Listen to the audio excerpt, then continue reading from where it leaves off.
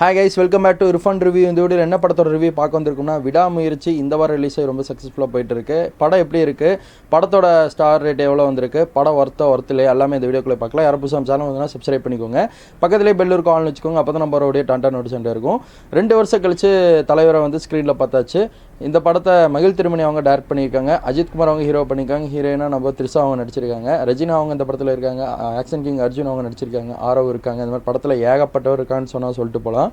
சரி, இந்த படத்தோட ஒன்லைன் ஸ்டோரி என்னன்னு கேட்டிங்கன்னா, நார்மலாக சொல்லணும்னா நம்ம இங்கிலீஷ் படம் 1997 வந்த பிரேக் டவுன் கான்செப்ட் தாங்க.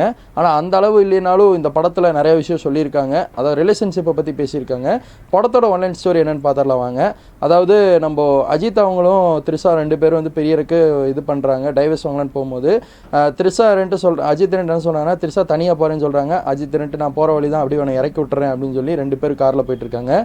காரில் போக போக அவங்களோட எப்படிலாம் வாழ்ந்தாங்க, எல்லாமே என்னென்ன பண்ணாங்க அப்படின்னு சொல்லி ஸ்டோரி ஸ்டார்ட் ஆகும். அப்படி போயிட்டு இருக்கும்போது கார் பிரேக் டவுன் ஆகுது. பிரேக் டவுன் ஆனே அர்ஜுனும் நம்ம ரஜினாவும் வராங்க அந்த இடத்துக்கு. அவங்க வந்து ட்ரக் ஓட்டி டெலிவரி பண்ணுற வேலையெல்லாம் பார்த்துட்டு இருக்காங்க.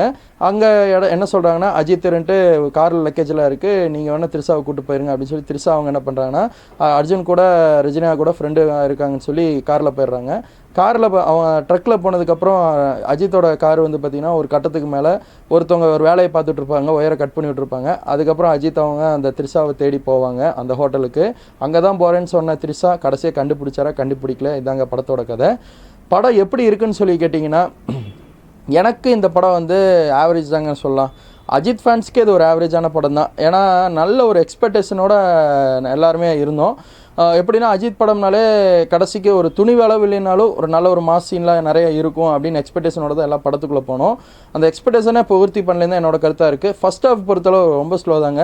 ஃபஸ்ட் ஹாஃப் ஸ்லோவாக இருந்தாலும் அந்த ரிலேஷன்ஷிப்பை பற்றி பேசும்போது கொஞ்சம் நல்ல ஒரு மெசேஜ் கொடுத்த மாதிரி தாங்க ஃபீல் ஆகுது.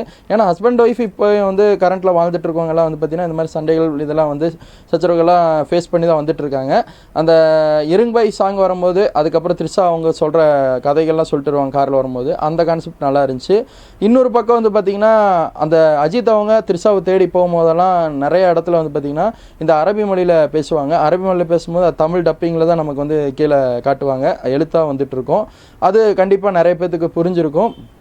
அந்த விஷயத்தில் நம்ம அர்ஜுன் அவங்க கூட தான் தாட்டி விட்டுருப்பாங்க த்ரிஷா. ஆனால் அஜித் அவங்க சண்டை போடுவாங்க அர்ஜுன் கூட. இந்த மாதிரி நான் பார்த்ததே இல்லை அப்படின்னு சொல்லுவாங்க. அப்போயே நமக்கு புரிஞ்சிருச்சு கதை இதுதான், அவங்க தான் வந்து கடத்திட்டு போயிருக்காங்க அப்படின்னு சொல்லி நமக்கே வந்து ஒரு புரிதல் உண்டாகுதுன்னே சொல்லாங்க. கெஸ் பண்ணுற மாதிரி இருந்தாலும் கிளைமேக்ஸில் பயங்கரமாக ட்விஸ்ட் இருக்குங்க. அப்புறம் ரஜினாவை கொள்கிற சீன்லாம் பார்க்கும்போது ஒரு வைப் இருந்துச்சு. அப்புறம் ஆரவ் கூட பயங்கரமாக ஒரு சண்டை நடக்கும் காரில். அந்த சீக்வன்ஸ்லாம் பார்க்கும்போது காரெல்லாம் என்னமா ஓட்டிருக்காரு தலைவர், வேறு மாதிரி ஓட்டியிருக்காருன்னு சொல்லாங்க. ஆரவ் அவங்க அஜித்துக்கு ஈக்குவலாக வந்து அந்த ஃபைட் பண்ணும் போது அந்த கார் இதில் வந்து சேசிங் பண்ண சீன்லாம் பார்க்கும்போது உண்மையாக ஒரு வைப் கிரியேட் ஆகுது தான் சொல்லணும். ஏன்னா பிக் பாஸில் வந்தவர் தான் ஆரவ். அவருக்கு இது ஒரு ஃபஸ்ட்டு படம்னாலும் நல்லா பெஸ்ட்டு படமாக அமைஞ்சிருக்குன்னே சொல்லாங்க ஆரவுக்கு நான் சொல்லுவேன். ஆக்ஷன் கிங் அர்ஜுன் அவரை பற்றி சொல்லி ஆகணும்.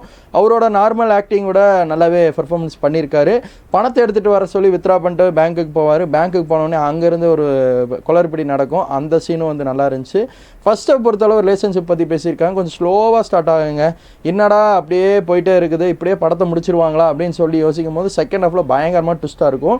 அஜித் அவங்க கிளைமேக்ஸ் முன்னாடி லாக் ஆயிடுவார் நம்ம வில்லங்கிட்ட. லாக் ஆனதுலேருந்து அப்படியே கன்டினியூ பண்ணி செகண்ட் ஹாஃப் கொண்டு போவாங்க. ஓவராலாக ஃபுல்லாக அசர்பைஜானில் தாங்க எடுத்திருக்காங்க. அந்த சீக்வன்ஸில் பார்க்கும்போது இது எடுக்க 2 வருஷம் வெயிட் பண்ணாங்களா அப்படின்னு சொல்கிற அளவுக்கு இருந்தாலும் நிறைய சீக்வன்ஸில் இது மெசேஜ் நிறைய கொடுத்துருக்காங்க. ஆனால் இன்னும் கொஞ்சம் நிறையா விஷயம் ஆட் பண்ணியிருக்கணுங்க. அது வந்து என்னோடய கருத்தாக இருக்குது.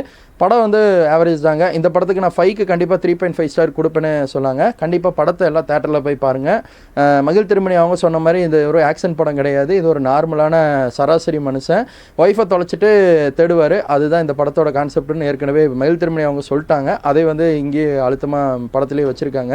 அந்த கார் சீக்வன்ஸ் நல்லா இருந்துச்சு. கிளைமேக்ஸ் அந்த ஃபைட்டும் நல்லா இருந்துச்சு. அர்ஜுன் கொல்ற அந்த சீக்வன்ஸில் யாருமே எதிர்பார்த்துருக்க மாட்டோம். த்ரிஷா அவங்க கிளைமேக்ஸில் எப்படி வருவாங்க அதை படத்தை பார்த்து நீங்கள் தெரிஞ்சுக்கோங்க. எனக்கு இந்த படம் ஆவரேஜ் தாங்க. விடாமுயற்சி படத்தோட ரிவ்யூ, ஆனஸ்டான ரிவ்யூ, என்னோட ரிவ்யூ இது தாங்க. படத்தை எல்லாம் பாருங்கள்.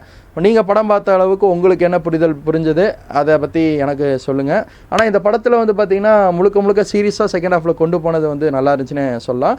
ஃபஸ்ட் ஹாஃபில் அந்த எமோஷனலாக கொண்டு போய் ரிலேஷன்ஷிப்பை பற்றி பேசுகிறது, அப்புறம் அப்கமிங்கில் த்ரிஷா அவங்க என்னென்ன பண்ணாங்க, எதனால இவங்களுக்கு பெரிதல் உண்டாகுது எல்லாமே அழுத்தமாக சொல்லிட்டாங்க. நல்லா கரெக்டாக மெசேஜ் கொடுத்துருக்காங்க. கொஞ்சம் ஆவரேஜாக இருக்குது. மியூசிக் அனிருத் இன்னும் கொஞ்சம் ஒர்க் பண்ணியிருக்குன்னு தான் எனக்கு தனிப்பட்ட முறையாக தோணுது. தேங்க்யூ ஃபார் வாட்சிங் டேஸ். Bye viewers.